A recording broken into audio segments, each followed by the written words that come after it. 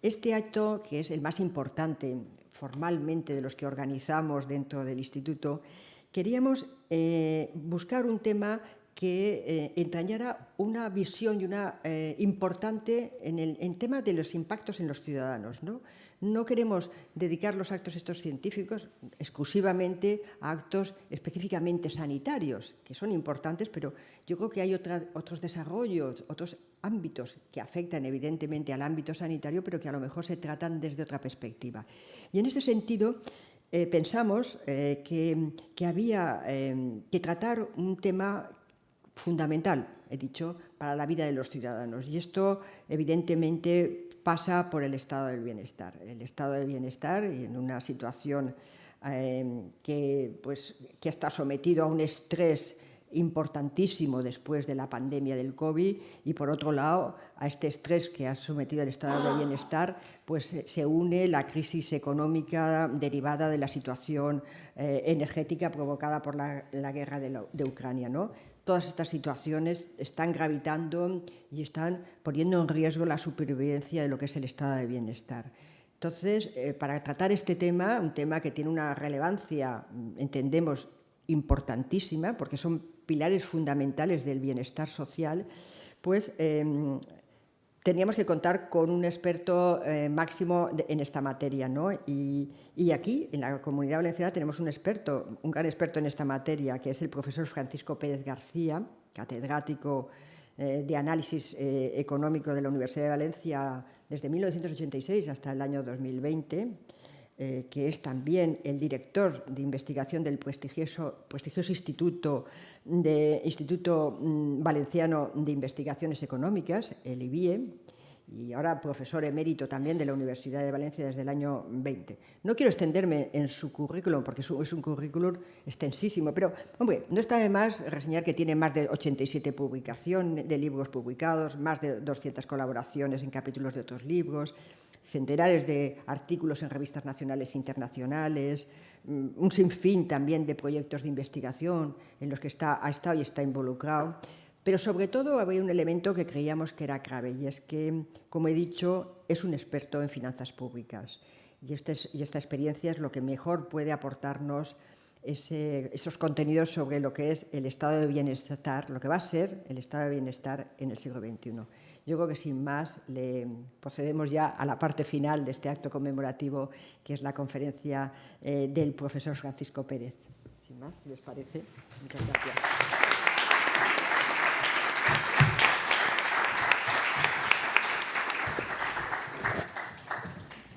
¿No te importa? Nos bajamos y ponemos las proyecciones, ¿sí?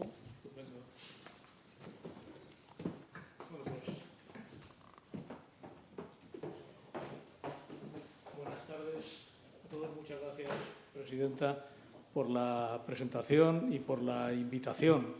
Me sentí halagado por la invitación y después de decir que sí, pensé si no había sido atrevido aceptando, ¿no? Por dos motivos, ¿no? En primer lugar, porque sabía quiénes me habían precedido en años anteriores, dos buenos amigos en este acto, y sé que dejan el listón muy alto, ¿no? Beatriz González y Joan Romero son magníficos profesionales en sus campos respectivos,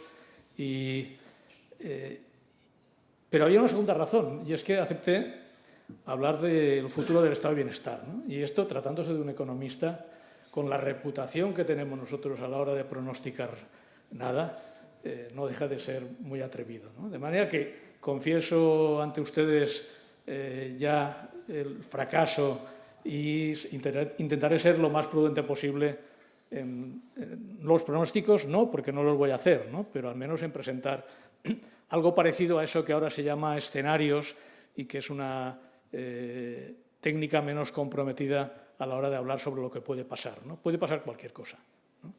En todo caso, yendo al tema, ¿no?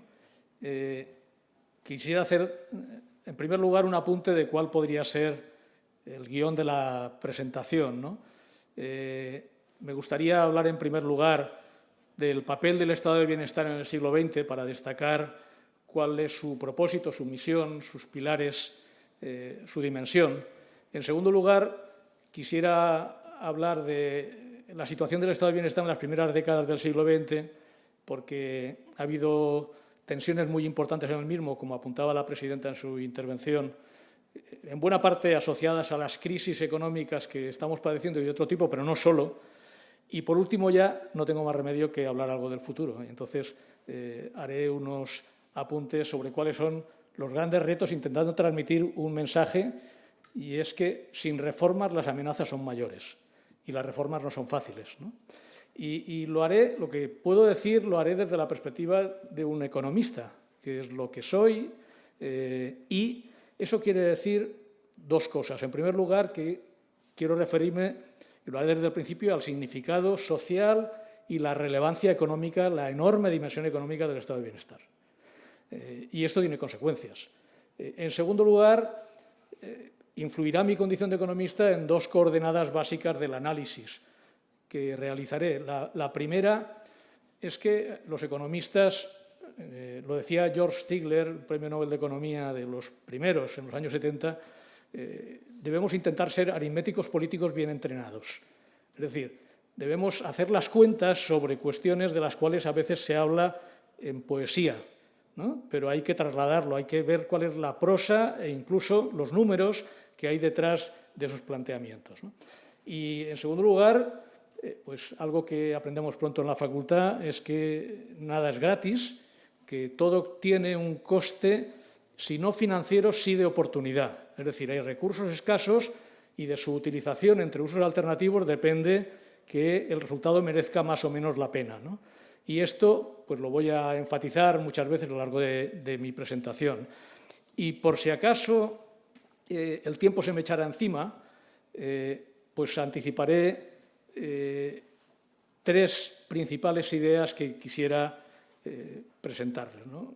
La primera es esta, en la que luego insistiré, de que el estado de bienestar que conocemos es una máquina muy compleja, y su buen funcionamiento depende, como consecuencia de su complejidad, de hacer compatibles un montón de piezas, de elementos, de decisiones públicas, privadas, económicas, de los gestores de los servicios públicos, que muchas veces, afortunadamente, no son economistas, pero tienen visiones tan parciales como las de los economistas, y por tanto, esto hay que tenerlo en cuenta. En segundo lugar, quiero subrayar, y esto se tiene menos en cuenta de lo que sería necesario, que el estado de bienestar es un sistema dinámico. Es decir, es un sistema que se ve afectado por los cambios tecnológicos y económicos porque impactan en lo que el estado de bienestar tiene que hacer.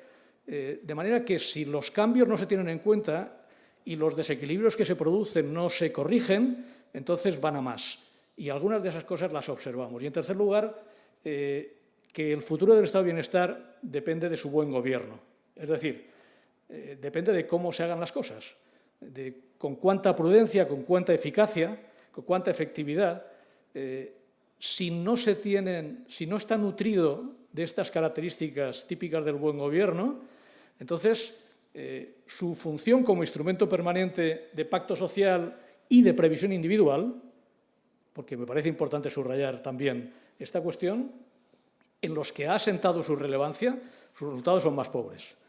Dicho esto, bueno, vayamos al tema. El primer bloque de cuestiones a las que me querría referir es destacar cuáles son las piezas básicas que justifican por qué es tan importante el estado de bienestar en la segunda mitad del siglo XX.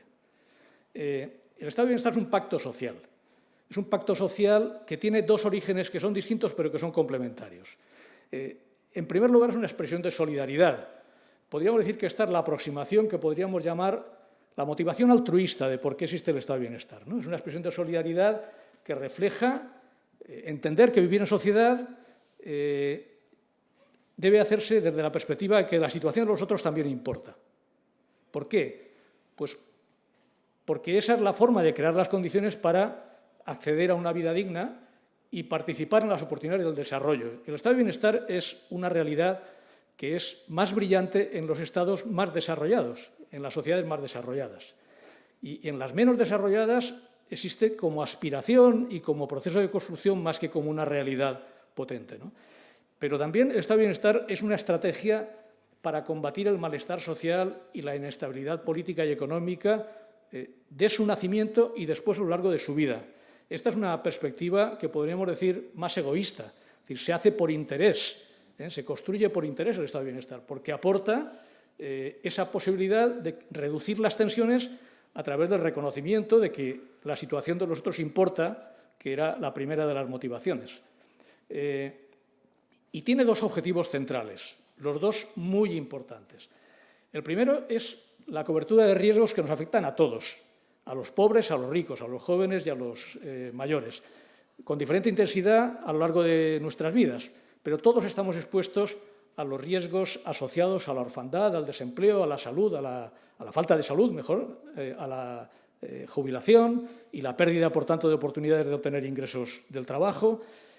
Estos son riesgos frente a los cuales es posible establecer coberturas estrictamente privadas, pero se ha demostrado muy eficaz buscar coberturas de carácter público, quiero decir, en ocasiones obligatorias, por ejemplo, a partir del pago obligatorio de unas cuotas a la Seguridad Social, de las que después se derivará la capacidad de financiar una pensión, etc.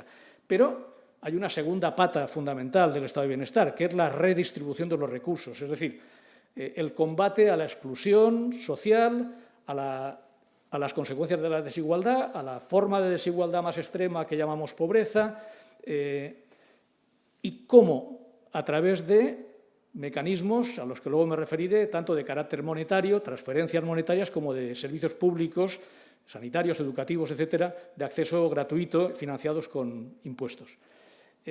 Bueno, hay que tener presente que la consolidación de esta gran máquina que llamamos estado de bienestar en la segunda mitad del siglo XX, en un número muy importante de países, viene después de un periodo de fuerte intervención pública en la economía que se produce después de la Gran Depresión y la Segunda Guerra Mundial.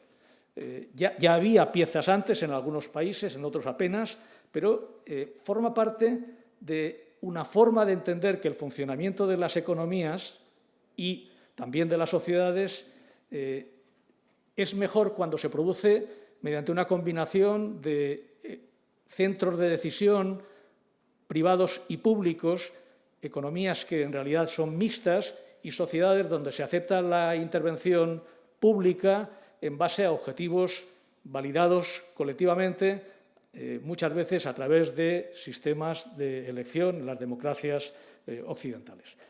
Y por eso las políticas keynesianas de estabilización, crecidas después de la Segunda Guerra Mundial, en muchos países de carácter macroeconómico, son la otra cara de la moneda de una presencia en la economía que permite la previsión social mediante el ahorro forzoso para la vejez, las políticas de pleno empleo, el desarrollo de los servicios públicos fundamentales, les llamaré así a partir de ahora, educación, sanidad y servicios sociales. Y todo esto es un dato también a tener en cuenta, es abordado con un perímetro que básicamente es el del Estado-Nación, el del Estado nacional.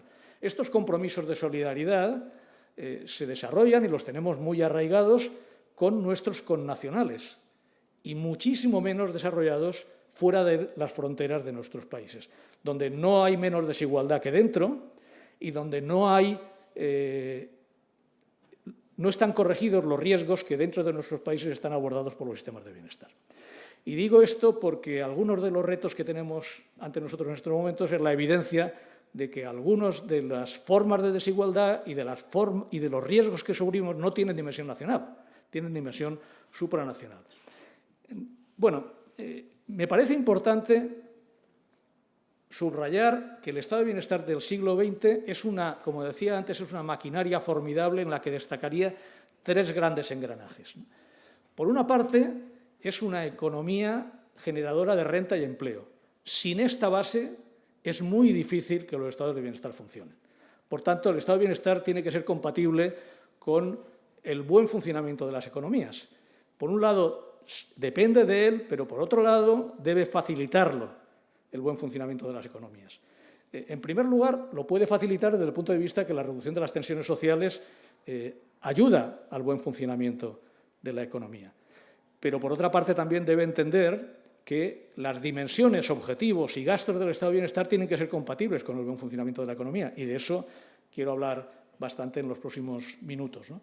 Entonces, Este es el primer engranaje. No hay estado de bienestar sin progreso económico. Desde luego, no hay mejora del estado de bienestar sin progreso económico. En segundo lugar, hay un engranaje fundamental que es un sistema fiscal potente que capta recursos y suministra financiación para los objetivos de gasto del estado de bienestar. Y si eso no funciona, si por alguna razón se avería el sistema fiscal, tenemos un segundo gran problema. Y en tercer lugar, necesitamos que esas políticas de gasto de las que dependen la consecución de objetivos, de cobertura de riesgos o de corrección de desigualdades funcionen. Porque si no funcionan, si consumen muchos recursos pero no funcionan, entonces las metas no se consiguen. Y una parte de los problemas que tenemos es que no funcionan todo lo bien que podrían funcionar. Para terminar esta primera aproximación a lo que representa el estado de bienestar, quisiera también subrayar algo que es importante desde mi punto de vista.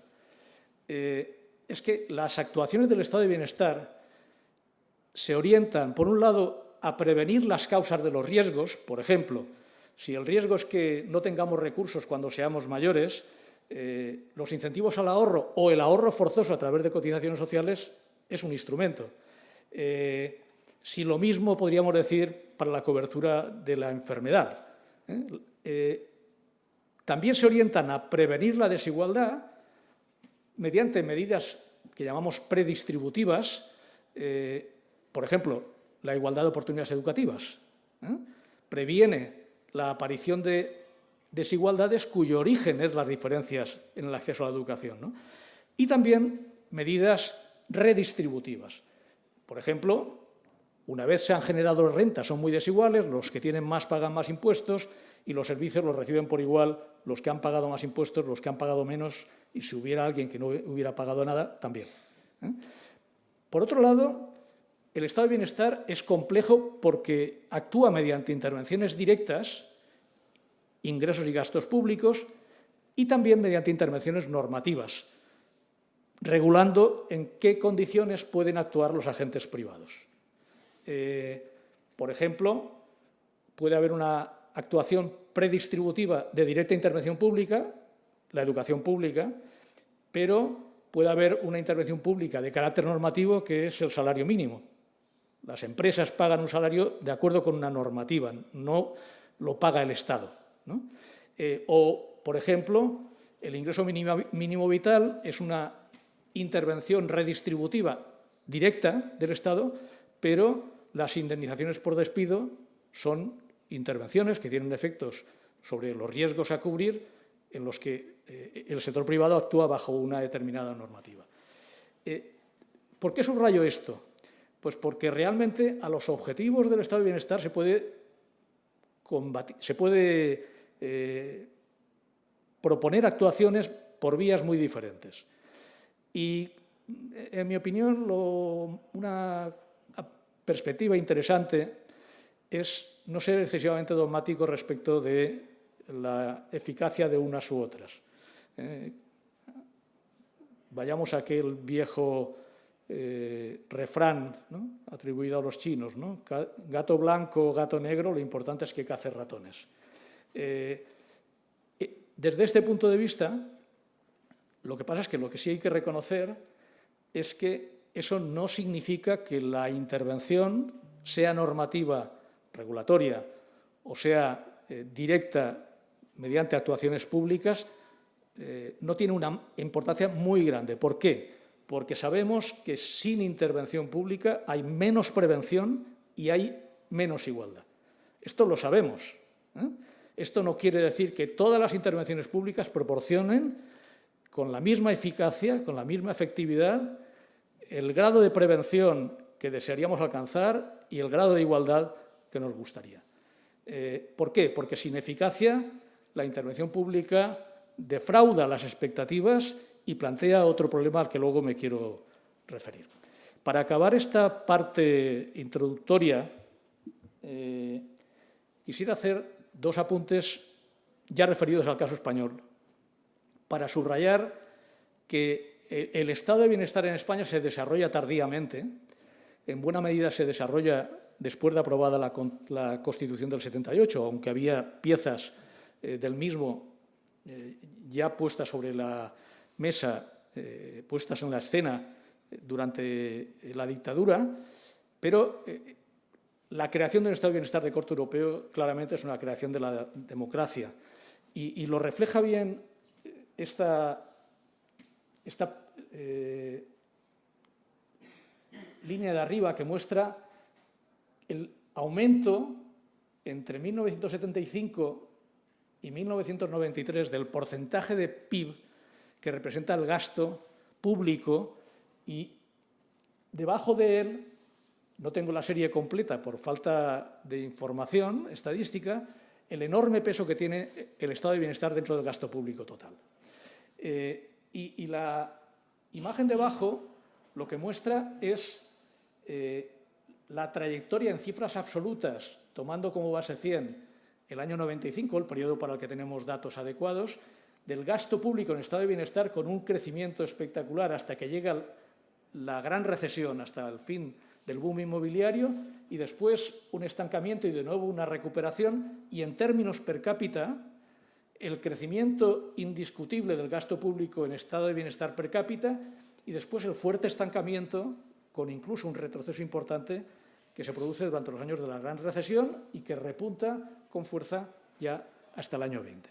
El segundo rasgo, bueno, ¿qué hay detrás de estos datos? Detrás de estos datos lo que hay es, como decía, el avance hacia un estado de bienestar de corte europeo en el que, por un lado, aumentan mucho las transferencias monetarias para igualar las rentas que salen del mercado, los salarios y los beneficios obtenidos por los agentes económicos cuando participan en los mercados de trabajo o de producción en general.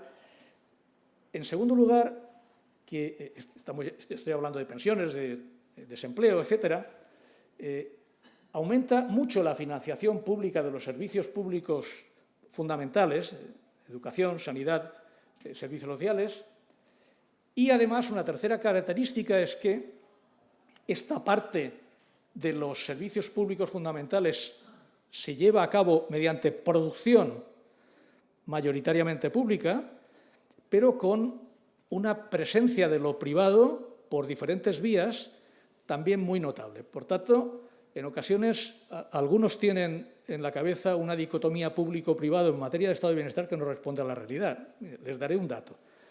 El 50% del gasto sanitario son compras de bienes y servicios privados. Porque no debemos pensar solo en los conciertos. No, es que las compras de los centros públicos nos llevan hacia el mercado y hacia empresas proveedoras, ¿no? Por tanto, si queremos hablar de buen funcionamiento del estado de bienestar, más vale que lo hagamos desde la perspectiva de que lo que importa más es el buen ensamblaje entre todas estas piezas.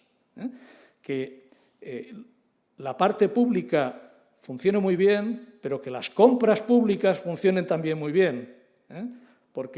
Y eso quiere decir que funcionen bien en cuanto a la velocidad a la que se hacen, a las garantías con las que se hacen, a la competencia con la que se consigue, etcétera, etcétera, etcétera. A la capacidad a través de eso de incentivar el funcionamiento, el nacimiento de un tejido productivo en el que se puedan generar innovaciones, buenas prestaciones, etcétera, etcétera. Y lo último que quería decir, antes de pasar a hablar del siglo XXI, es que una característica muy importante del estado de bienestar en España es que se desarrolla en paralelo a un proceso de descentralización política que coloca en las comunidades autónomas la práctica totalidad de la producción de los servicios públicos fundamentales de bienestar, educación, sanidad y servicios sociales. La Administración central se reserva, se queda con la parte del estado de bienestar que tiene que ver con las transferencias monetarias, pensiones, seguro de desempleo, etcétera. Y la parte de producción pública, esta es una diferencia también muy importante, ¿no? Una cosa es redistribuir recursos y otra cosa es producir servicios. El estado de bienestar, cuando se habla de que el gasto público representa el 50% del PIB, eso no quiere decir que la producción pública sea el 50% del PIB. La mayor parte de eso es una operación de redistribución gigantesca. Pero hay una parte de producción importante, donde los procesos cuentan. Bueno, pues esa parte de producción importante, donde los procesos productivos cuentan, está en una enorme proporción en manos de las comunidades autónomas y, por tanto, es de ellas la responsabilidad de hacerlo bien, regular o mal. Y sobre esto lo que hay que decir es que las diferencias de gasto en servicios públicos fundamentales por habitante en España son formidables. Entre las comunidades forales y las comunidades de la Comunidad Valenciana hacia abajo, ¿no?, que están por debajo de la media, hay diferencias de 40-45 puntos porcentuales, más grandes que las que hay entre España y otros países de la Unión Europea. ¿Y qué quiere decir esto? En mi opinión, lo primero que quiere decir, lo fundamental que quiere decir, es que uno no se puede creer, viendo estos datos, que en España haya un estado de bienestar. Hay más de uno.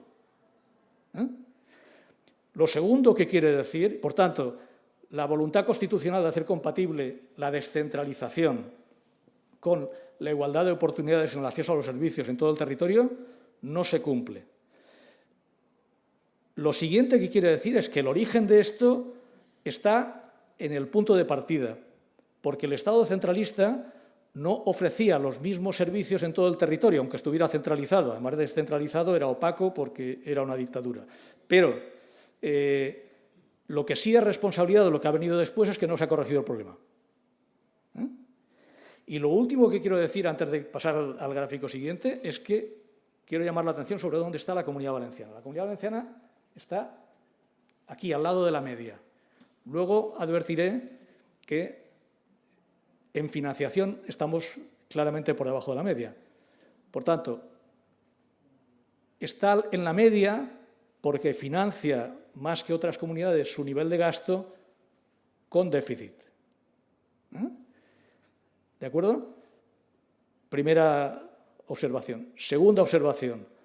Los datos no respaldan la idea de que el gasto en servicios públicos fundamentales en estos momentos en la Comunidad Valenciana esté alejado de la media. No lo respaldan. Ya gastamos como la media. Ya gastamos como la media. Pero no tenemos el dinero para financiarlo. Por tanto, para nosotros, hecho el recorrido de aproximarnos a la media, la cuestión de la efectividad del gasto, de la eficiencia en el gasto, es una cuestión de primera división. Bueno, ¿y qué ha pasado en el siglo XXI? Pues lo que ha pasado es que el siglo XXI es un siglo en el que se acumulan muchas perturbaciones que afectan a los engranajes del estado de bienestar. Y, en primer lugar, al engranaje de la base económica. El crecimiento económico sostenido de periodos anteriores, una vez se llega al momento en el que se acaba el boom inmobiliario, ha tenido al menos 3 interrupciones, dos de ellas importantes y la tercera estamos en medio de la misma, ¿no? La primera es la gran recesión, la segunda es la pandemia y la tercera es el impacto de la guerra de Ucrania. ¿Qué quiere esto decir? Pues lo que quiere decir es que expresado todo en porcentaje de PIB, esto significó, cuando llegó la gran recesión, un fuerte retroceso de los servicios públicos, al tiempo que se producía un fuerte incremento de los gastos porque había más necesidades que atender, seguro de desempleo, jubilaciones anticipadas, etcétera, y que esta caída enorme de los ingresos públicos, afortunadamente, no fue de la misma magnitud. Volvió a recuperarse poco a poco conforme avanzaba la recuperación. No fue de la misma magnitud durante la pandemia, entre otras razones porque tuvimos un flujo de ingresos proveniente de la Unión Europea muy importante, pero, de nuevo, lo que sí ha habido es un repunte formidable de los gastos. Y ahora lo que interesa es que observemos que cuando la línea azul va por encima de la verde, eso se llama déficit. Y, por tanto, estas bolsas de déficit se han ido acumulando, como veremos ahora a continuación, en un volumen de endeudamiento formidable que constituye una amenaza. Es verdad que conviene tomar nota de que las respuestas a estas crisis no ha sido la misma, la dada la gran recesión, que la dada durante la pandemia. Han sido muy diferentes.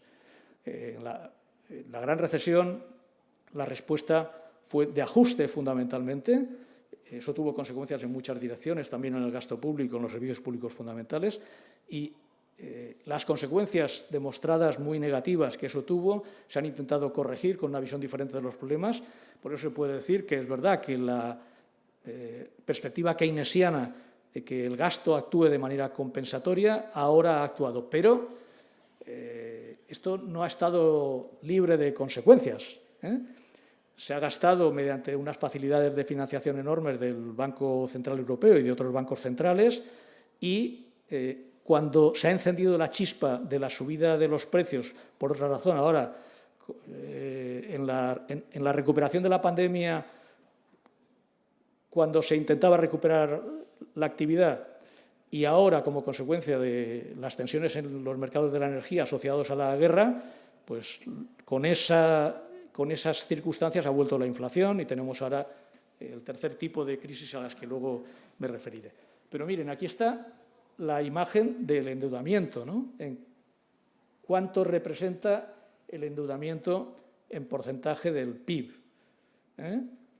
Y lo que se observa es que mientras que al final del boom inmobiliario nuestro endeudamiento representaba apenas el 30 y tantos % del PIB, de nuestra capacidad de generar renta en un año, pues cuando empezamos a salir de la gran recesión se había casi triplicado.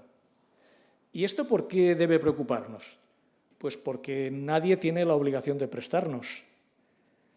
Y, por tanto, cuando uno está muy endeudado, debe preguntarse, ¿y qué sucederá si dejan de prestarme dinero para que siga gastando al ritmo que vengo haciéndolo, aunque esté justificado?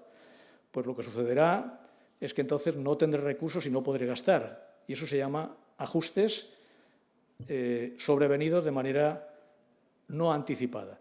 Y los mercados financieros lo que más castigan es que quien gasta no dé señales de enterarse de que está caminando sobre el alambre de un endeudamiento al que no parece contemplar el momento de embridarlo, ¿no? De ponerle fin.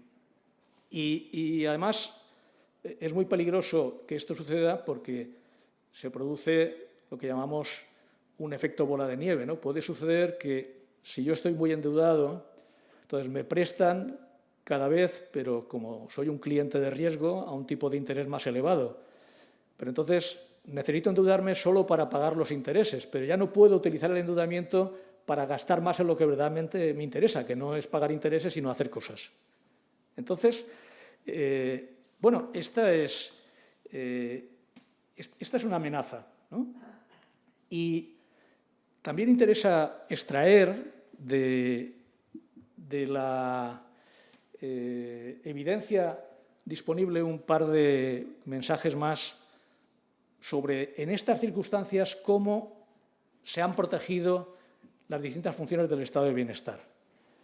Este gráfico lo que muestra es la evolución a lo largo del tiempo de las grandes partidas, las pensiones, la educación, la sanidad y los servicios sociales, y el agregado de estas tres últimas, que son los servicios públicos autonómicos y locales, ¿no? Bueno, las dos líneas de arriba dan la pista fundamental, ¿no?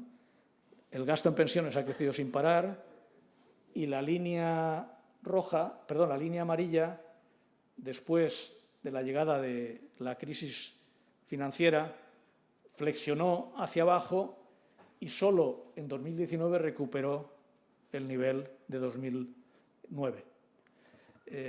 Por tanto, aquí hubo ajuste y en pensiones no lo hubo. Ni lo hubo, ni lo va a haber. Y esto tiene un efecto positivo, pero también supone un riesgo, ¿no? Y si descendemos a cuál ha sido la trayectoria de estas tres funciones de gasto particulares, la sanidad hubo ajuste, la educación hubo ajuste, los servicios sociales lo hubo menos, pero era un servicio que estaba desplegándose y, por tanto, lo que hubo fue una ralentización de su proceso de despliegue. Y es interesante observar esta idea desde la perspectiva de en manos de quién estaba la obligación de prestar los servicios, ¿no? De la evolución del gasto en pensiones por pensionista, antes lo veíamos en cifras absolutas, ahora por pensionista, sigue una tendencia continuamente creciente y estaba en manos de la Administración Central. Y la línea amarilla, el gasto en servicios públicos por habitante ajustado, es decir, después de tener en cuenta que la estructura de edades de la población importa para la educación y la sanidad, pues estaba en manos de las comunidades autónomas y ha tenido una fuerte flexión, de tal manera que hasta donde tenemos datos en estos momentos y sin observar lo que ha pasado desde que llegó la pandemia, solo en 2019 se alcanza el nivel de 2009. Por tanto, hubo un reparto muy asimétrico de las exigencias del ajuste, que tuvo que ver fundamentalmente con quién decidió el reparto de los recursos, que fue la Administración Central.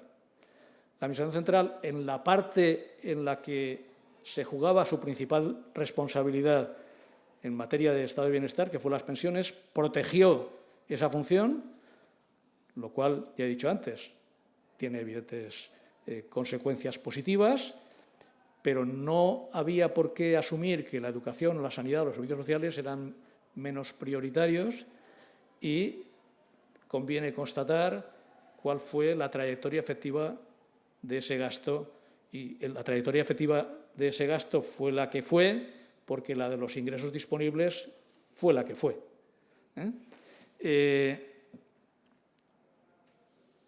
También podemos preguntarnos si dentro de los servicios públicos fundamentales ha habido prioridades de facto diferentes. Y al lado de eso, descender en el detalle de dónde está nuestro nivel de gasto por unidad de necesidad en la Comunidad Valenciana respecto a la media estatal. El resumen de lo que sobre esto quiero decirles es que, si partimos del año 2003 como referencia, que es esta barra azul, en el año 2019 el gasto en sanidad había tenido este incremento, el gasto en educación había pasado de aquí a aquí,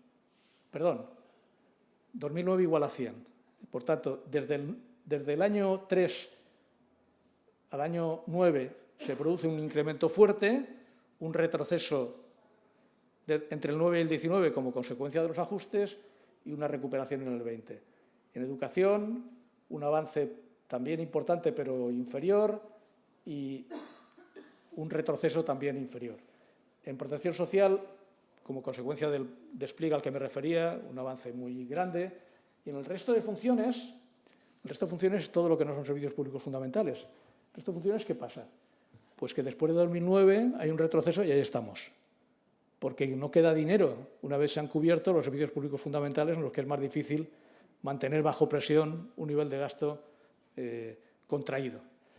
Y la Comunidad Valenciana en sanidad gasta por encima de la media, en educación gasta justo como la media, en protección social ha avanzado hacia la media a una enorme velocidad y está prácticamente ahí, y en los gastos del resto de funciones que tienen que ver fundamentalmente con el desarrollo regional es donde está más atrasada. Y todo esto lo gasta, insisto una vez más, a partir de unos recursos que son mucho menores que los de la mayoría de las comunidades. Fíjense que aquí antes hablábamos de gasto y ahora hablamos de ingresos. La Comunidad Valenciana está, junto con Murcia, a la cola del modelo de financiación y a una enorme distancia de las comunidades forales, lo cual, y de otras muchas del sistema común, lo cual quiere decir que para gastar lo que gasta, para gastar como la media, tiene que hacer un esfuerzo financiero mucho mayor. Lo refleja este gráfico, pero no quiero cansarles, ¿no? Los ingresos dedicados por la Comunidad Valenciana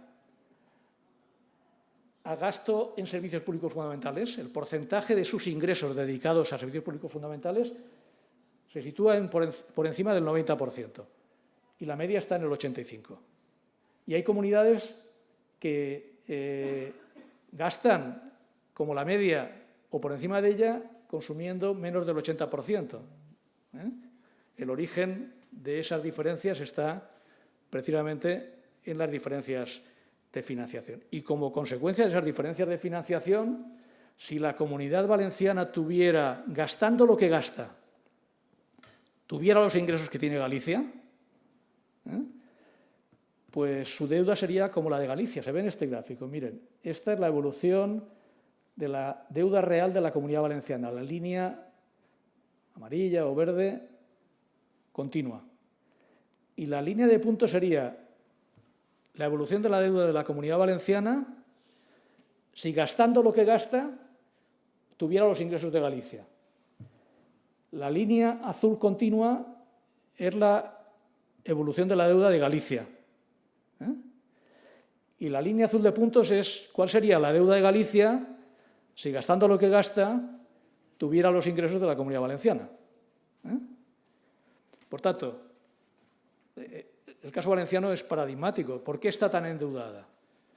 Fundamentalmente porque no ha renunciado a gastar como la media, porque eso significaría reducir los servicios públicos, pero atención, no olvidemos que gastamos como la media, no digamos que gastamos por debajo de la media como consecuencia de la infrafinanciación, ¿no? Y gastamos como la media, pero no ingresamos como la media. Y por eso estamos más endeudados. Es decir, estamos más endeudados no por gastar más, sino a pesar de gastar lo mismo que los demás porque ingresamos menos.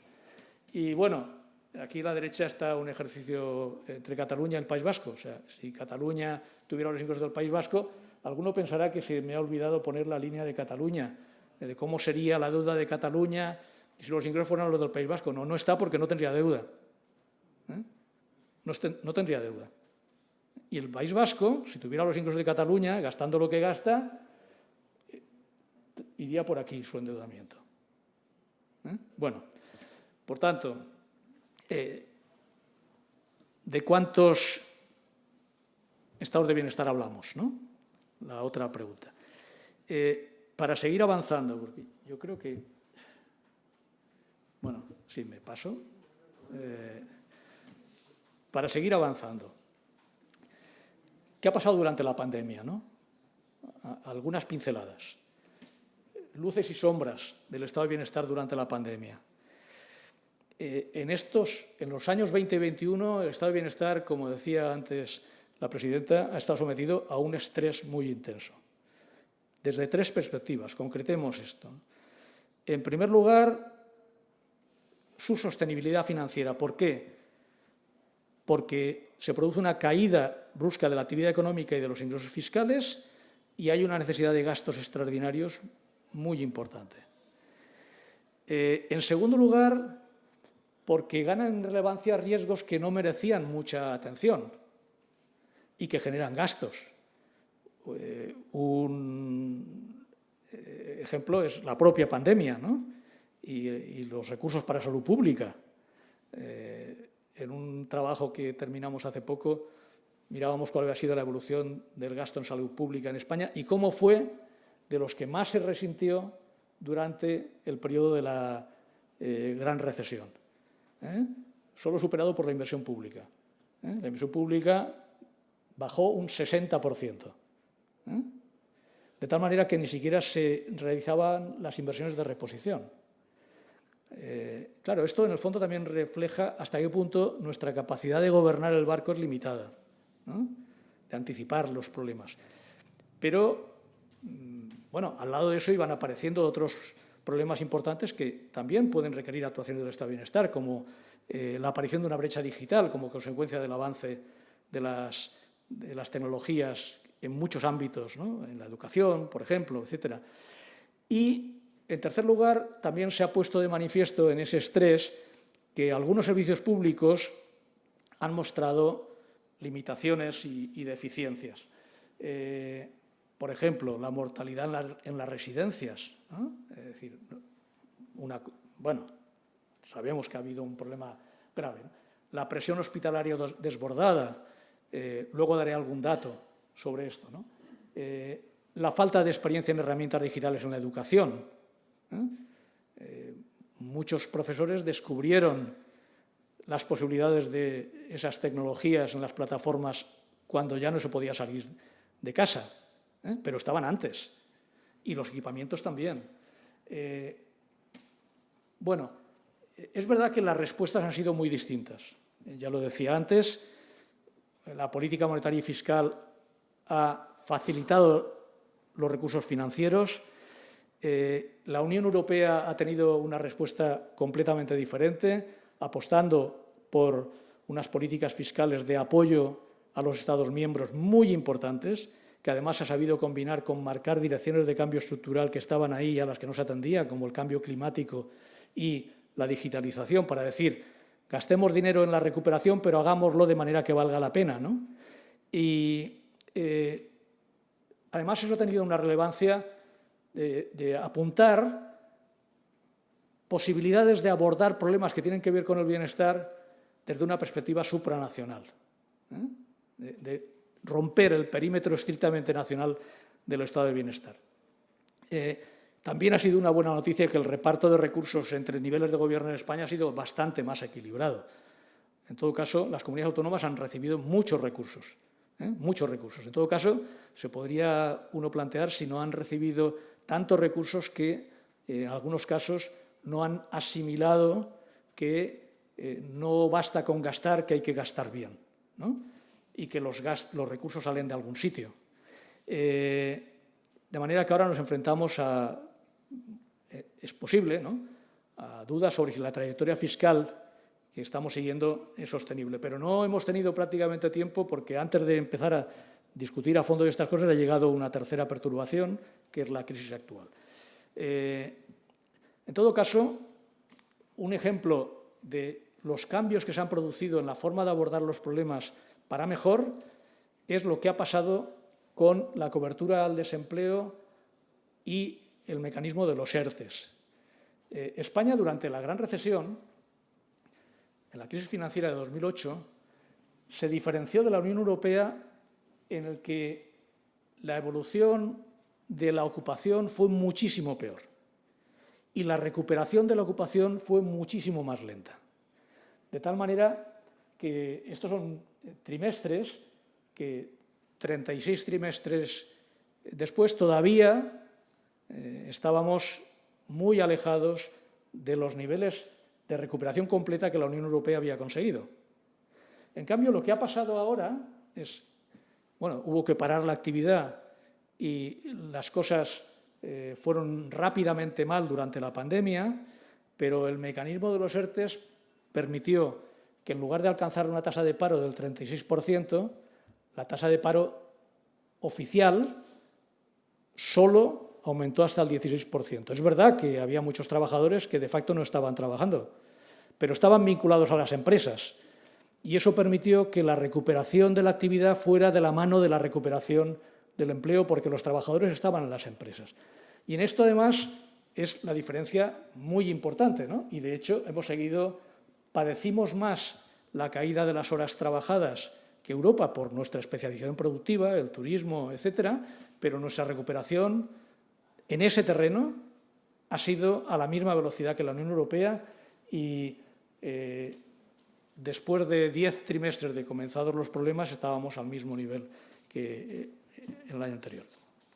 Y decía antes que, y es la última imagen relacionada con los sufrimientos del estado de bienestar durante la pandemia, que iba a decir algo sobre la presión hospitalaria. España, ¿de qué depende la presión hospitalaria? Y permítanme que hable yo de esto aquí en esta sede. Pues básicamente depende de dos cosas. Depende de la incidencia que conduce a la hospitalización y depende de los recursos hospitalarios que tenga. Dada una incidencia, si tengo menos recursos hospitalarios, tengo más presión. Entonces, para niveles similares de incidencia de hospitalizaciones, ¿no?, de hospitalizados por cada 1.000 habitantes, para los que están en esta franja, que es donde está España, ¿por qué en España fue la presión de las más altas? ¿Por qué fue de las más altas? Pues porque tenía muchos menos recursos, menos camas y menos personal. Y ahí es verdad que detrás de eso hay que andar con cuidado, porque puede haber una parte de la opción por tener menos camas que tiene que ver, por ejemplo, con la cirugía ambulatoria, que reduce la necesidad de camas para prestar el servicio. Bien, pero incluso cuando contemplamos las ventajas de la cirugía ambulatoria, hay que saber que en algunas circunstancias la cuestión no depende de la cirugía ambulatoria, depende de tener los recursos para prestar los servicios que en ese momento se necesitan. Entonces, bueno, es un ejemplo concreto de estas debilidades que el sistema de producción de los servicios públicos ha presentado, ¿no? Y estas diferencias que observamos entre países también se han dado entre comunidades autónomas, porque allí donde hay más recursos, al final los datos nos dicen hay más recursos financieros que también hay más recursos materiales y humanos por lo general. ¿Y la crisis actual? Bueno, la crisis actual se da una combinación de circunstancias en las que hay cuellos de botella en la producción porque la recuperación se hizo con dificultad después de que se había parado las economías del mundo entero, pero además eso ya planteó algún problema en el ámbito de la energía, pero después las cosas han complicado mucho.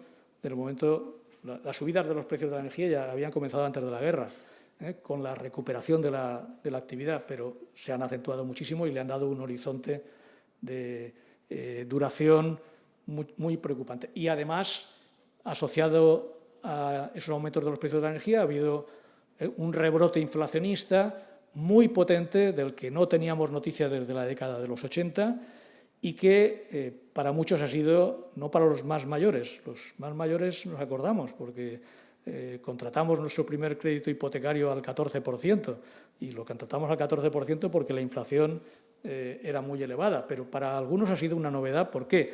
Porque una cosa que nos enseña la experiencia es que cuando la inflación es muy baja, la gente no se preocupa de ella, no la tiene procesada. Pero cuando se hace importante, entonces la convierte en una referencia fundamental de sus decisiones y de su interacción con los demás. Y la inflación es un fenómeno muy difícil de manejar, porque tiene consecuencias en muchas direcciones muy importantes. Y tiene una de las consecuencias es que cuando la inflación es importada, nos hace más pobres, como país. ¿Por qué? Porque para pagar cosas que necesariamente necesitamos, la energía fundamentalmente, pero también materias primas, de las que importamos mucho, y alimentos, de los que también importamos, los tenemos que pagar al precio que están, que es más caro, y por tanto nos queda menos. Entonces se plantea un dilema gigantesco que es cómo encajamos el empobrecimiento. Un dilema gigantesco porque no es lo mismo encajar el empobrecimiento para algunos que no tienen margen que para el conjunto de la población. Y un error consiste en entender que las respuestas que podamos dar eluden la naturaleza del problema. Es decir, que, por ejemplo, mediante ayudas públicas podemos eludir que nos hemos hecho más pobres. Es que nos hemos hecho más pobres. La cuenta del exterior, que se ha encarecido, no la puede pagar el Estado por completo, porque en todo caso, si la pagara por completo, se la tendríamos que pagar nosotros a ellos como contribuyentes. Entonces, claro, esto en la medida en que la expectativa de que la recuperación iba a ser en forma de V se ha disipado por la dificultad de conseguir el objetivo. Es verdad que seguimos mejorando, pero hemos alargado muchas veces el momento en el que volveremos al nivel del año 20. Y, por tanto, la rueda del estado de bienestar, que es la economía, sigue siendo más pequeña en la generación de recursos que la que teníamos hace unos años. Y, bueno, y la gran pregunta, y esto lo voy a saltar porque simplemente la plantearé, es cómo financiar las demandas crecientes que se dirigen hacia el estado de bienestar sin generar más déficit y sin generar más inflación. Ahí la clave es recuperar el crecimiento. Por tanto, hay de aquellos que no entiendan que si se juega con la recuperación del crecimiento se está jugando con todo lo demás. porque van a hacer diagnósticos completamente equivocados. Aquellos que, a lo mejor con buena intención, pretendan ir más rápido de lo que se pueda en la asunción de obligaciones puestas en las espaldas del Estado, se pueden encontrar con que esta increíble máquina de hacer pan, que es el estado de bienestar, cuando todos los engranajes funcionan, resulta que no lo fabrica como se querría adecuadamente.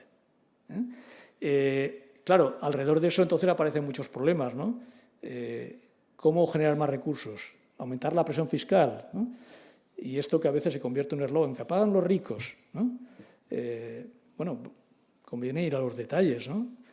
Por supuesto que en la discusión de cómo funciona un sistema fiscal, la progresividad es una de las preguntas fundamentales, ¿eh? Pero a esa pregunta se debe responder haciendo un buen análisis de cuál es la realidad y de dónde está el origen de que la progresividad no funcione adecuadamente, ¿eh? A veces está por el lado de los ingresos, pero también está por el lado de los gastos, ¿no? Bueno, después de dicho todo esto, ¿cuál sería un balance general del estado de bienestar? En primer lugar, que nadie tenga ninguna duda de que el estado de bienestar que conocemos tiene una capacidad sustancial de reducir la desigualdad en un país como España, sustancial. Estas líneas de aquí son los índices de Gini, son los indicadores que cuando la desigualdad fuera máxima y todo estuviera concentrado en un solo individuo, nos darían valor 1. Y cuando no existiera desigualdad, nos daría valor 0. Entonces, la desigualdad que sale de las rentas que cada uno de nosotros obtenemos en el mercado, cuando trabajamos o cuando obtenemos unos ingresos de nuestros ahorros o de nuestras empresas, etcétera, es la línea amarilla que va por arriba, ¿eh? Un índice de Gini superior al 50%.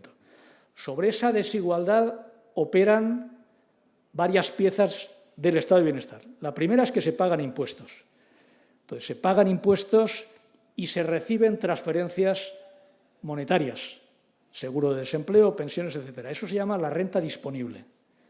Cuando miramos la desigualdad en renta disponible, la desigualdad es la existente, es la que marca la línea azul. Por tanto, bajamos de 50 a 33, una reducción sustancial. Pero hay una segunda corrección de la desigualdad, que es la que tiene que ver con que los servicios públicos, educación, sanidad, etcétera, son de acceso universal y, por tanto, las diferencias de renta no son las que marcan el acceso a estos servicios públicos. Y esta segunda corrección de la desigualdad rebaja la desigualdad, aplana, hace dos cosas. Primero, la rebaja hasta el entorno de 25, prácticamente la mitad. El estado de bienestar reduce la desigualdad social a la mitad de la que existiría si no hubiera estado de bienestar. Pero además palía sustancialmente una tendencia que se observa en la generación de rentas de mercado, que es que durante el ciclo económico y como tendencia general, las economías que vivimos tienden a acentuar la desigualdad. Esto es importante tenerlo en cuenta porque muchas veces las valoraciones que se hacen de la tendencia que aumenta la desigualdad en las sociedades que conocemos se hace mirando más datos de arriba que datos de aquí. De estos hay menos porque cuesta calcularlos mucho, pero cuando se hace el esfuerzo de calcularlos, incluso se advierte con la línea de puntos de que, ojo, que estos son estimaciones nuestras, etcétera, las conclusiones son inequívocas. Se aplana el efecto del ciclo y se reduce la tendencia al crecimiento. Por tanto, esta valoración positiva del estado de bienestar hay que hacerla sin temor a equivocarse. Y lo que pasa es que hay un segundo elemento del balance, que es que las medias no lo explican todo. Y cada individuo percibe un saldo del estado de bienestar como consecuencia del saldo de los impuestos pagados y los servicios recibidos, que es muy relevante, porque al final de lo que cada uno perciba, más sus sentimientos de solidaridad o su egoísmo, va a depender su disposición a apoyar al estado de bienestar. ¿Qué quiere decir apoyar al estado de bienestar? Defender que haya políticas en las que se paguen más o menos impuestos, o en las que haya más o menos prestaciones, etc. Esto, y el problema está, el reto está en que estas percepciones y decisiones individuales son el punto de partida para que se configuren o no mayorías políticas que conduzcan unas políticas de un determinado signo, ¿no? Y además es complicado porque hay una valoración asimétrica de lo que pago y lo que recibo, ¿no? Siempre nos parece que pago más de lo que recibo, ¿no? Y a veces no es verdad, es una percepción subjetiva, ¿no? Y también hay valoraciones muy distintas según el nivel de ingresos con el que yo acceda a los servicios públicos, porque bueno, este gráfico lo que dice es que lo que se observa es que el gasto en salud sobre el gasto total de los hogares tiende a crecer y que ese gasto en salud en parte crece porque el gasto en seguros privados sobre el gasto en salud tiende a crecer. Eso quiere decir que hay una parte de la población que no está esperando solo de los servicios públicos ese tipo de prestaciones del estado de bienestar por vías que no son las del Estado, ¿no? Bien, entonces, ¿cuáles son los retos? Pues los retos son que estos tres engranajes de los que habíamos hablado antes tienen sobre ellos nubarrones importantes. Las crisis económicas, el desempleo o el estancamiento de ingresos amenazan a la capacidad de generar renta y empleo. La crisis fiscal y de las finanzas públicas amenaza al sistema fiscal, que es el que genera los ingresos para financiar los gastos, y el envejecimiento, la desigualdad o la escasa efectividad de las políticas afecta a los resultados del gasto público redistributivo. ¿Y el futuro? ¿No? Pues el futuro del estado de bienestar dependerá, como decía antes, de su buen gobierno. Y su buen gobierno requiere, en primer lugar, saber dónde estamos, asimilar los cambios en curso, no pensar que estamos al final del siglo XX, ¿no? Estamos ya en la tercera década del siglo XXI y que hay una serie de fenómenos que ahora están muy presentes, son indiscutibles, que tienen consecuencias sobre esa doble problemática de los riesgos y las desigualdades que son el núcleo del estado de bienestar. Pasa con el cambio climático, pasa con el cambio tecnológico, pasa con el envejecimiento intenso de la población, pasa con los cambios sociales y políticos que condicionan los acuerdos sociales y la formación de mayorías, ¿no? Y para que el pacto social perdure como un gran pacto social en este siglo XXI, se requieren reformas en muchos ámbitos que no son solamente las de la educación o la sanidad, es que también son las financieras, del sistema de pensiones o de la fiscalidad o de la financiación autonómica, si es que queremos acabar con esas desigualdades, pero también del mercado de trabajo, porque en el mercado de trabajo está el origen de una parte de la desigualdad de las rentas y, desde luego, de los grandes servicios públicos, donde los que estamos dentro, de una forma o de otra, sabemos lo importante que son, pero también los ámbitos de mejora que tienen.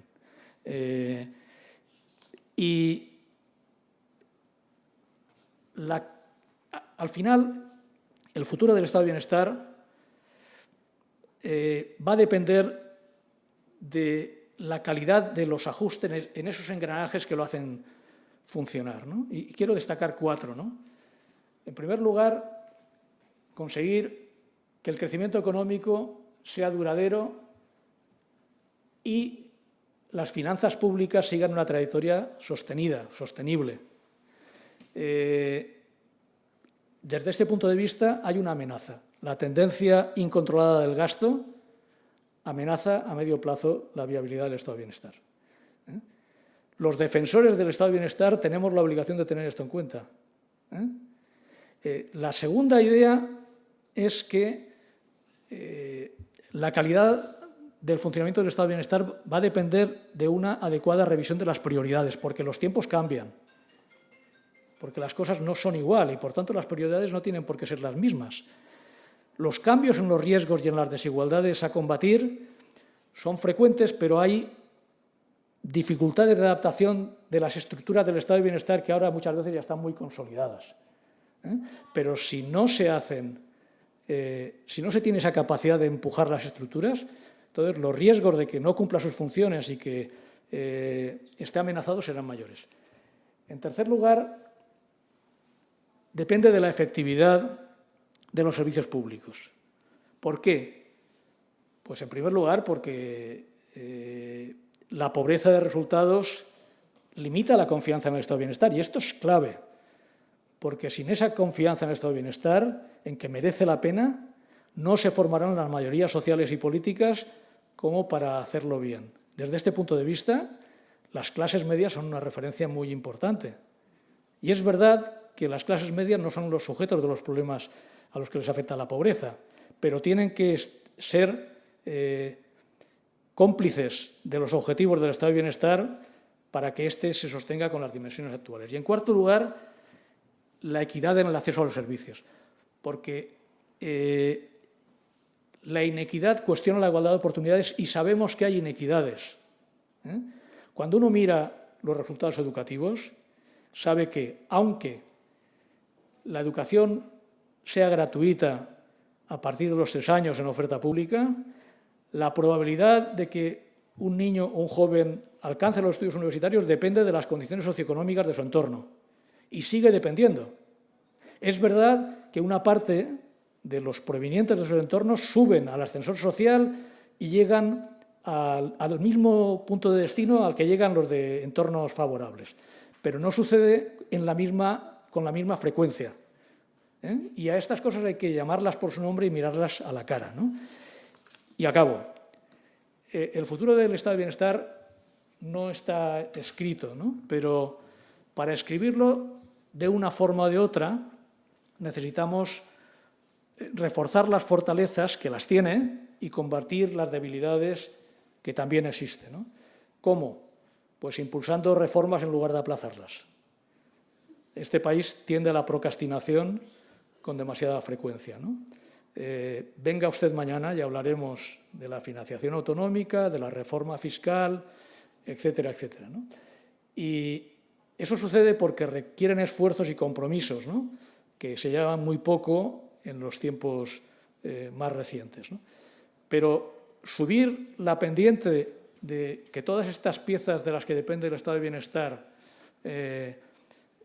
estén operativas y empujen en la dirección adecuada requiere estar dispuestos a hablar y a hacer ese esfuerzo, ¿no? Y desde mi punto de vista habría 6 recomendaciones para abordar las reformas y orientarlas correctamente, ¿no? La primera es partir de diagnósticos objetivos de las desigualdades y de los riesgos a combatir, no partir de eslóganes. Estamos aburridos de los eslóganes, por lo menos algunos, por lo menos yo. En segundo lugar, atender a la equidad interpersonal y también a la territorial, porque hay riesgos importantes de que lo territorial sea un elemento que influya en la desigualdad de resultados. En tercer lugar, combatir la inercia y priorizar adecuadamente las políticas en cada periodo, ¿no? En cuarto lugar, presupuestar con realismo y cuidar el crecimiento económico porque si no se generan recursos no habrá para nada. En quinto lugar, evaluar la efectividad del gasto y difundir las buenas prácticas, que las hay, para que puedan ser imitadas. Y, por último, atreverse a reformar o suprimir las estructuras ineficaces. Y nada más, muchísimas gracias por su atención.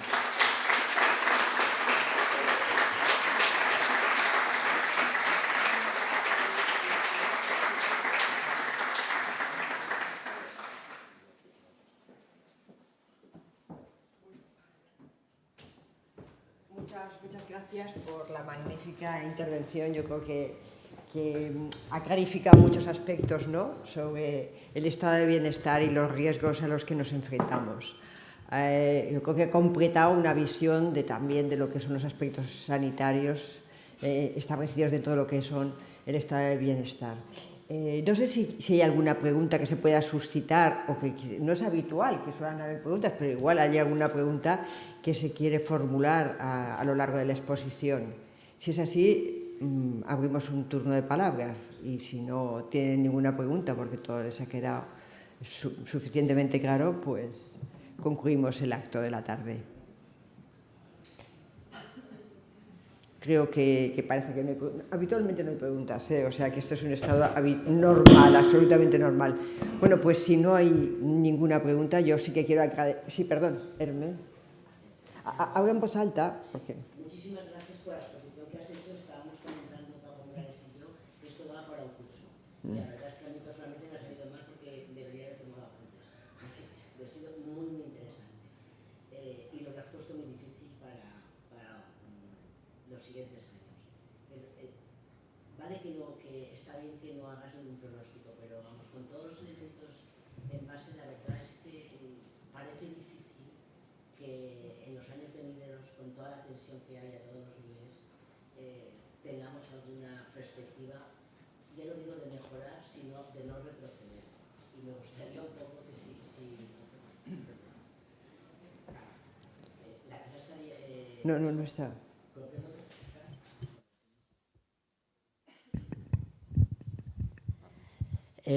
Comprendo que no hagas ningún pronóstico ni valoremos ningún escenario, como has comentado al principio, pero teniendo en cuenta la situación y las recomendaciones que has puesto en la última diapositiva, parece bastante complicado y complejo, no digo el año que viene ni al otro, pero que en un periodo de tiempo razonable podemos ver la luz de mantener un estado de bienestar como el que hemos tenido en estos últimos años. ¿Crees que es posible, por lo menos, no digo avanzar, pero mantenernos? Sí, yo creo que sí, yo creo que sí, pero efectivamente lo que he querido subrayar es que garantías no hay. Es decir, ya hemos vivido nosotros la experiencia del retroceso durante la gran recesión, ¿no? Y ahí nos puede servir como referencia, ¿no? ¿Por qué se produjo el retroceso? Pues por una combinación de circunstancias. La primera es que la rueda de la economía dejó de suministrar recursos. Y además dejó de suministrar recursos de manera sorprendentemente negativa, porque hubo una caída de los ingresos fiscales en España que en el resto de Europa no se produjo, ¿no? Sucedió justo lo contrario que ahora, que estamos un poco sorprendidos están sorprendidos los propios responsables gubernamentales y los economistas. Ayer mismo el gobernador del Banco de España lo confesaba, ¿no? La recaudación fiscal va a toda velocidad, ¿no? Si la máquina que genera los ingresos se detiene durante mucho tiempo, los problemas son más graves. Si además en ese detenimiento se influye negativamente las medidas políticas adoptadas, por ejemplo, en la gran recesión, el fuerte ajuste decidido, ¿no? A diferencia de ahora, donde se ha intentado paliar los problemas y ha venido la ayuda europea y se ha endeudado Europa que no lo estaba. Pero incluso en esta segunda opción, que es la que parece que da aliento a que las cosas no se hayan deteriorado tan rápidamente, lo que yo quiero señalar, porque creo que es la obligación de un economista responsable, ¿no?, es que eso tiene límites. Es decir, que yo creo que en este país hay gente que cree que no hay límites a lo que el Estado se puede echar a la espalda. Y no es verdad.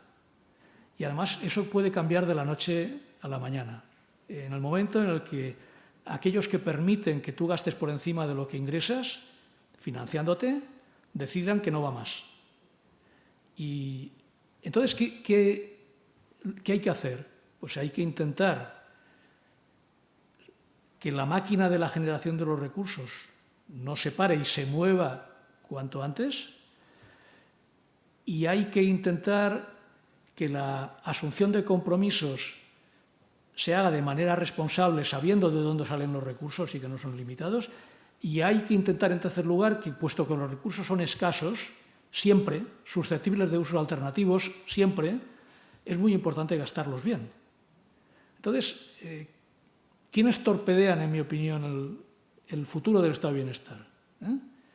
Pues los que consideran que da lo mismo crecer que no crecer. Basta con observar qué mal se ponen las cosas cuando no crecemos, desde el punto de vista de las tensiones sociales. Bueno, eso es una modalidad.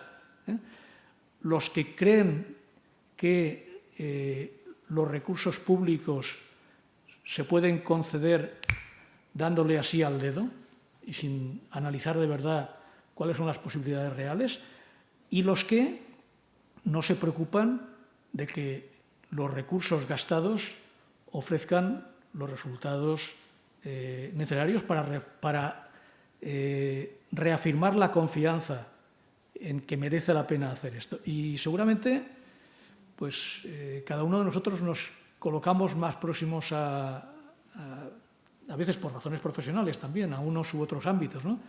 Pero hay muchas decisiones de las que dependerá el futuro. Yo no creo que haya que ser inevitablemente pesimista, ¿no? Lo que es verdad es que en estos últimos 15 años la acumulación de sacudidas no permite ignorar, ¿no?, los riesgos que existen, son muchos, ¿no? Y no es una buena noticia, en mi opinión, cosas que sabemos que necesitan mejoras, que las reformas no se aborden.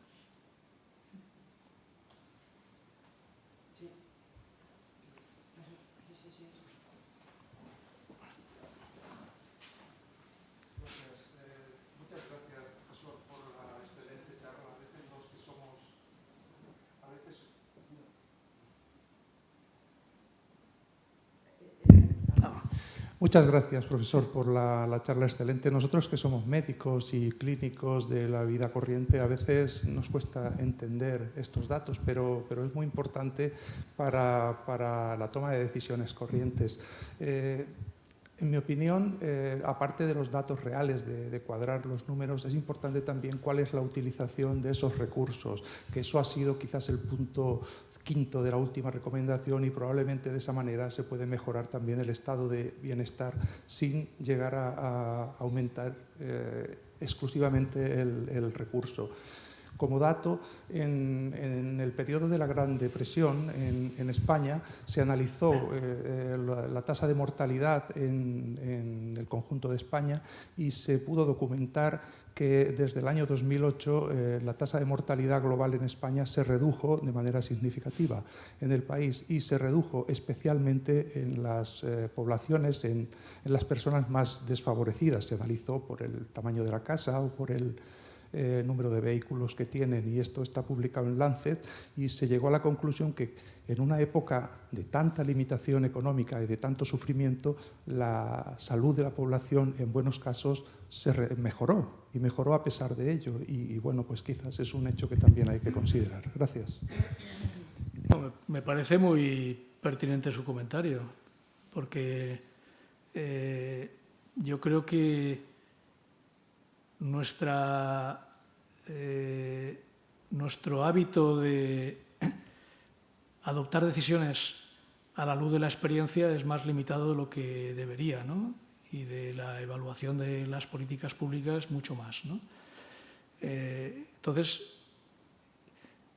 desde luego que cuando uno mira ámbitos como el educativo o el sanitario, encuentra que hay evidencias que apuntan que no todo depende de gastar más. Por ejemplo, hay una abundante evidencia empírica de que la reducción del tamaño medio de las aulas en la enseñanza a partir de cierto nivel no mejora los resultados educativos. Seguramente mejorará más los resultados educativos que los niños que tienen una particular dificultad, en ocasiones por su origen socioeconómico, reciban el apoyo específico que necesitan, pero no que en el aula con el profesor haya en lugar de 13, 8. No. Y en el ámbito sanitario también, yo he tenido la oportunidad, en uno de los trabajos del IBIE, de colaborar con algunos colegas del ámbito de la salud, y bueno, la evidencia disponible sobre la variabilidad de la práctica médica en España a nivel de áreas de salud muestra diferencias tan importantes en la práctica médica y en los recursos utilizados asociados a esa variabilidad de la práctica médica, que uno se hace preguntas también de ese tipo. Es decir, por tanto, claro que hay espacio de mejora, gastando mejor, ¿no? Y a eso me refiero. Esto no quiere decir que al mismo tiempo no haya otros muchos ámbitos en los cuales pues no haya servicios públicos de los que estamos hablando en los que se pueda gastar bien más recursos de los que se gastan. No significa, no es equivalente eso a pensar que lo que hay que hacer es reducir el tamaño del gasto público. No, lo que hay que hacer es maximizar los resultados del gasto público que hagamos. Una cuestión que también se me suscitaba a tenor de lo que has presentado. Hay muchas iniciativas que suponen unos desembolsos económicos muy importantes y, sin embargo, no está incorporada la evaluación como un sistema obligatorio para después discernir lo correcto o no correcto de esa inversión. Y esta es una tendencia generalizada y aquí estamos hablando de iniciativas que el COVID también nos ha puesto sobre la mesa muy costosas económicamente y que, sin embargo, no han dado los resultados. Por ejemplo, todos los temas estos tecnológicos de acercar a la opinión. Esto ha supuesto una inversión muy importante que, desgraciadamente, ha tenido un impacto muy reducido. Y, sin embargo, publicar, dar a conocer una evaluación de las iniciativas es una particularidad que no se suele dar en nuestro sistema económico. Sí, en el ámbito público, porque, claro, el ámbito privado es que tiene unas reglas muy definidas de valorar los resultados, ¿no? El mercado te da unos parámetros y si además tu funcionamiento no responde a esos parámetros, pues desapareces, ¿no? Pero en el ámbito público, la primera pregunta difícil de responder es ¿qué resultados esperan de las políticas? La práctica de evaluación de políticas en nuestro país es muy reducida. Y después, además, hay asimetrías, porque, por ejemplo, no es comparable el seguimiento que se hace de la evaluación de las políticas en el ámbito macroeconómico desde hace muchos años. Tenemos sistemas de información muy potentes para valorar los resultados o discutir sobre las alternativas, etcétera. Y en muchos ámbitos de las políticas concretas, ojo, no es que no haya nada, pero hay poco, hay poco. Y además no hay una práctica. Ahora, por ejemplo, la AIREF, aunque no era su misión fundamental, ha empezado a promover lo que se llama la spending review, es decir, los ejercicios de revisión de los resultados del gasto, ¿no? Pero la evaluación de las políticas es más cosas. Puede haber evaluación ex ante. Hay preguntas, como digo, son pertinentes, ¿no? Antes de, cuando un responsable de un área de gasto va al responsable de Hacienda a pedir recursos, ¿no? Se le dijera ¿qué resultados espera usted obtener de esta política? Venga usted cuando tenga esto pensado y los indicadores elaborados para que después podamos valorar qué pasa, ¿no? Pues algunos tendrían que volver ¿no? Muchos tendrían que volver porque no está en la práctica no ya de los políticos, del propio funcionamiento de los expertos de los que se nutren las administraciones públicas o las organizaciones públicas, ¿no? Y claro, esto es fundamental, porque en esas condiciones muchas veces vamos a ciegas en la defensa de la bondad de las líneas de actuación, ¿no?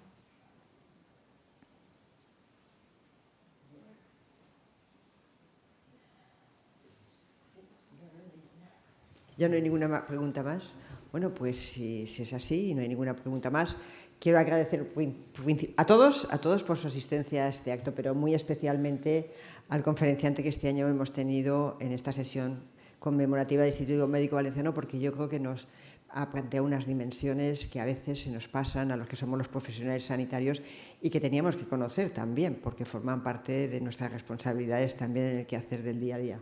Yo creo que en este ciclo que hemos empezado hace unos años, desde los 2 últimos años, desde que, como ha citado Francisco Pérez, de analizar, de conocer otras dimensiones que están incidiendo en el ámbito de la salud, en este caso del bienestar social, desde otra perspectiva, no estrictamente sanitaria, no estrictamente médica, pero que están incidiendo. Creo que vamos en una buena línea y esta yo creo que es un claro referente de lo que es interesante, de lo que nos es muy interesante de todos estos actos conmemorativos. Sinceramente, que muchas gracias. Ha resultado magnífica su conferencia. Muchas gracias. Gracias.